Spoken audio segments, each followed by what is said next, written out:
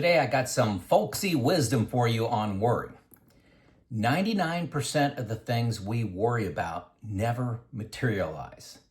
Therefore, worry works. We should all worry more.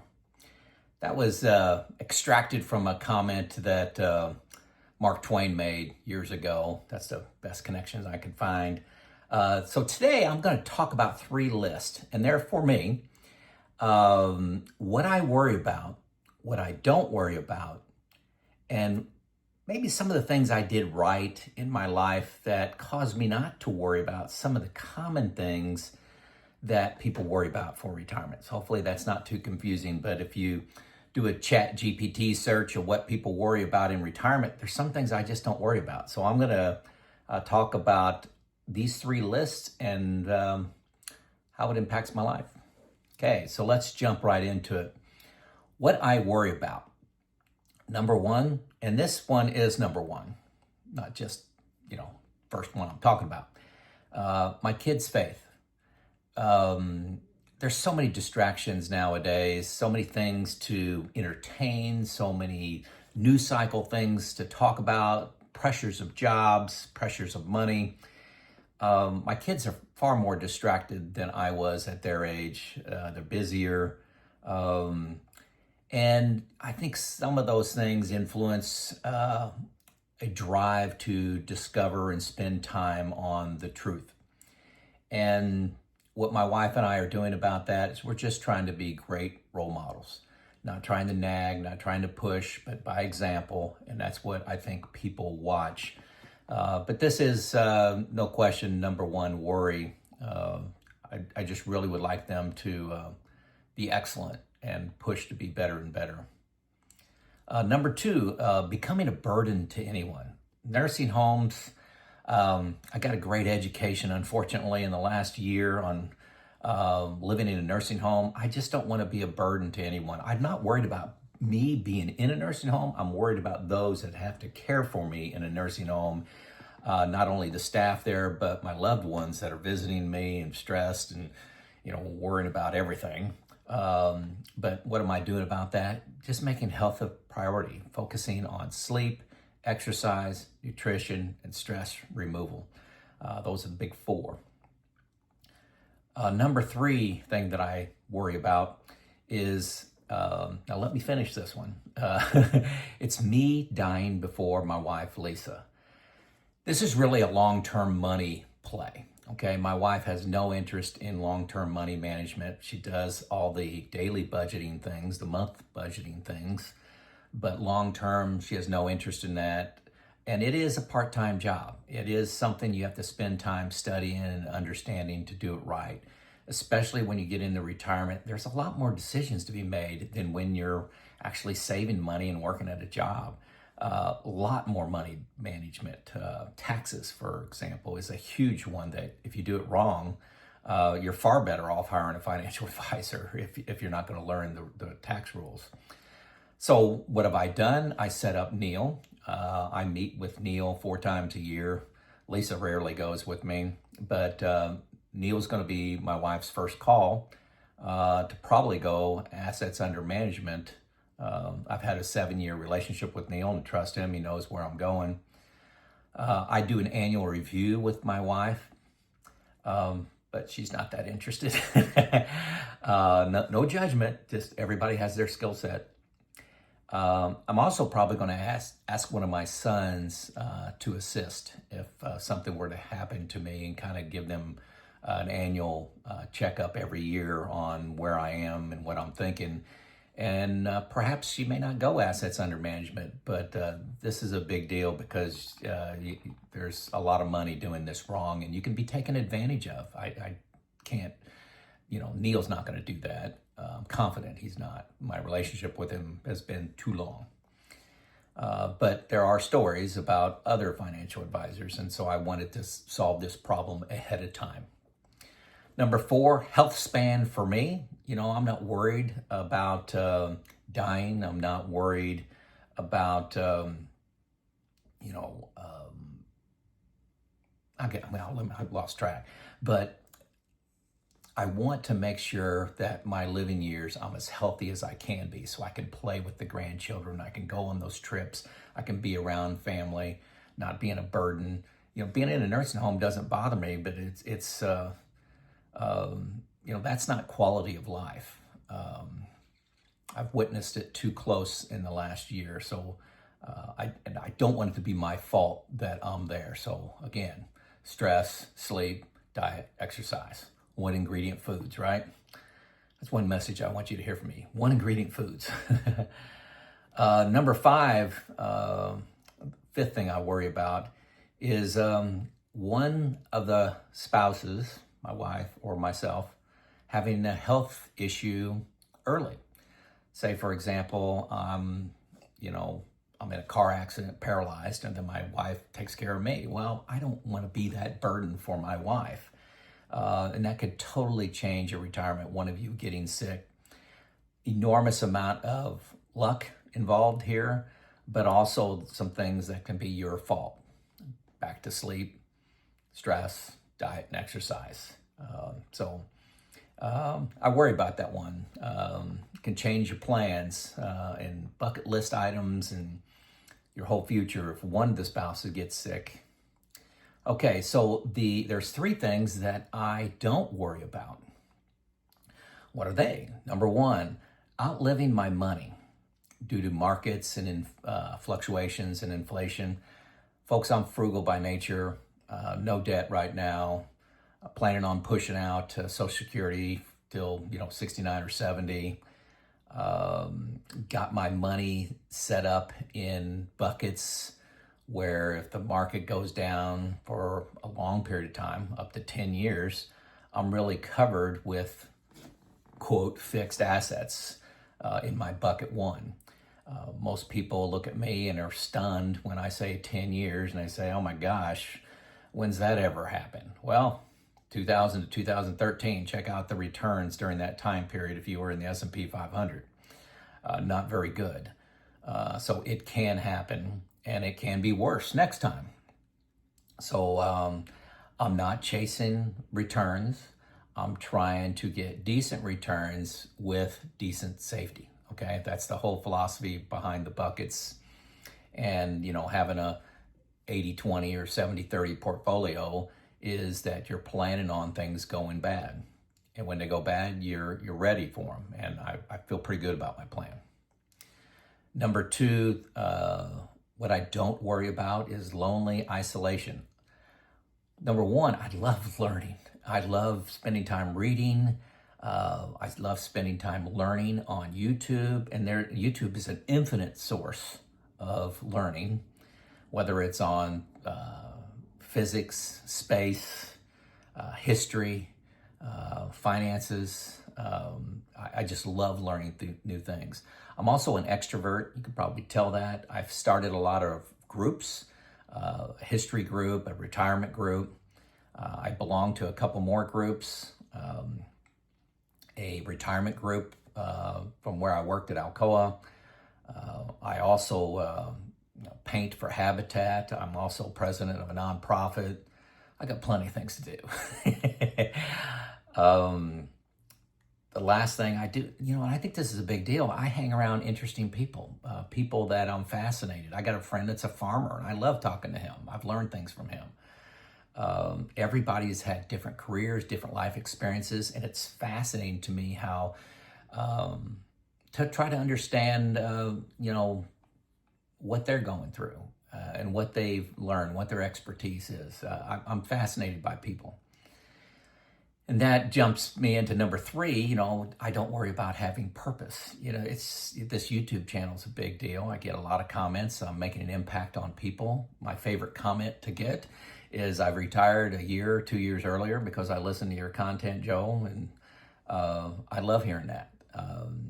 It gives me purpose. Also, painting for Habitat gives me purpose. I mentor 5 people, I think it is right now.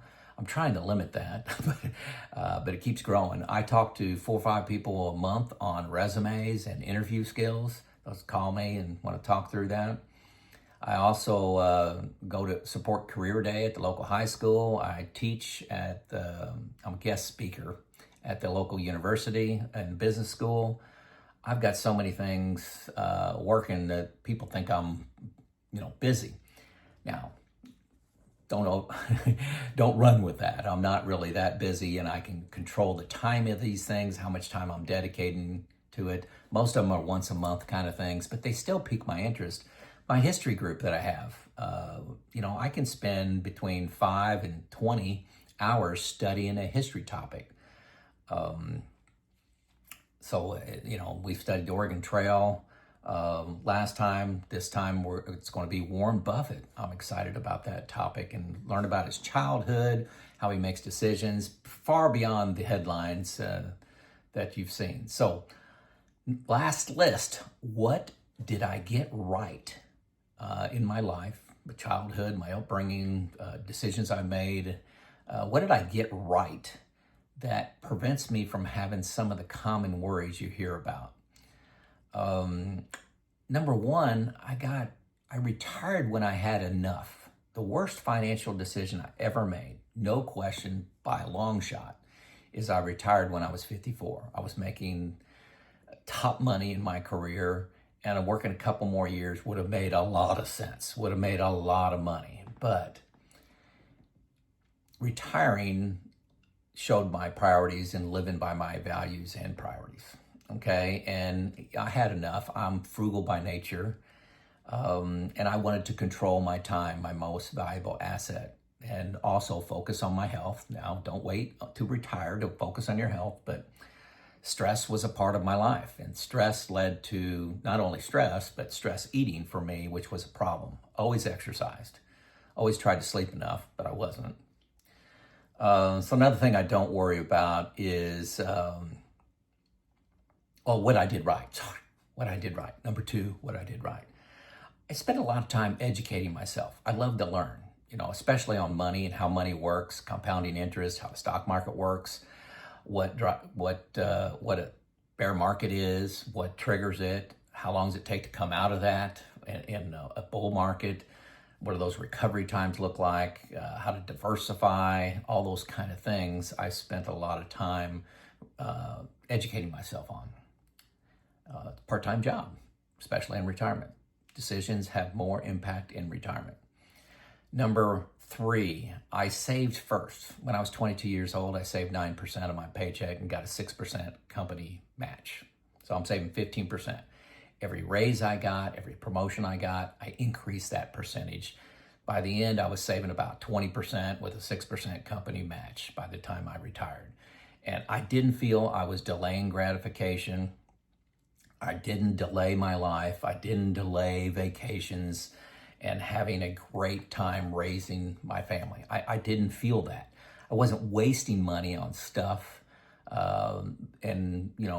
We knew where enjoyment and happiness came from. It's not from the things you buy. So I'm not one of those person that saved 50% of my paycheck and starved and didn't go out to eat, never took a vacation, and I'm saving that for retirement. Well, that's not the right decision for me, and wasn't what I did. Okay, but I saved first. I didn't spend money paying all the bills and then save what's next. Automatically save, big deal. Number four, debt-free education. I graduated debt-free, my wife graduated debt-free, my kids graduated debt-free. I'm an engineer. All four of my kids are engineers. My wife was an elementary education major. We all went to state schools. It was pretty easy for Lisa to go to a state school locally here, live at home, work a part-time job, maybe 15, 20 hours a week, and graduate debt-free. Pretty easy to do that. I had internships where I was, I paid probably 2 years. Well, I didn't have internships. I said that wrong. My kids had internships where they paid about a year and a half of their tuition and room and board through their internships. They got paid well. They got about a year of scholarship, and then a year and a half, I paid for them. Myself, I co-opt. Co-oping means I went to college for a semester and then I worked for a semester. Then I went to college for a semester and worked a semester. Took me longer to graduate, but I graduated debt-free. Co-oping, that's what I did. I had a different college experience than most people. Probably not as much partying, I'm sure, as most people, but debt-free. Number 5, I never got into cars. Cars are the number one thing that a 22-year-old needs to get their head around, is the giant black hole of money for cars. Car habit, getting a new car every 3, 4, 5 years. The maintenance of that, the insurance of that, just the cost of it is insane compared to driving a good, reliable car. Okay, I drive a minivan with 200,000 miles on it. It is stuffed with things that I use for being a handyman around all of my kids' houses, at my dad's house. I have an air compressor in it, I have sawhorses in it, and my minivan is the right piece of equipment for that job. I don't have a pickup truck with, things stuffed in the back that is exposed to the weather. Yeah, you can get a cover. Minivan works perfect. It's 2012. Number 6, ego. I never needed to buy things, to dress a certain way for my ego. Retirement is a big deal for a lot of people because they worry about their identity, their purpose when they don't have a title beside their name. I look at people confused when that happens, and I'm not sure if that's my faith or how I was raised. I credit my parents for that, 100%. Number 7, I've always had a what can go wrong mindset. Now, this started or was developed intensely in engineering. This is what you learn. You're a problem solver, and whenever you come up with a solution, like you're designing a new car, you look at what can go wrong with that new car, whether it's safety things, reliability things, fuel efficiency, what can go wrong. So in every decision that's put in front of me, I ask that question and identify 3, 4, 5 things that can go wrong. And then you put in either countermeasures to that to prevent those from happening, or early indicators so you know, hey, this is a big deal. Like inflation. Hey, I don't worry about inflation today, but if inflation lasts 3 months, it shows up on my quarterly deep dive into my finances. And I say, hey, wait a second, inflation's up.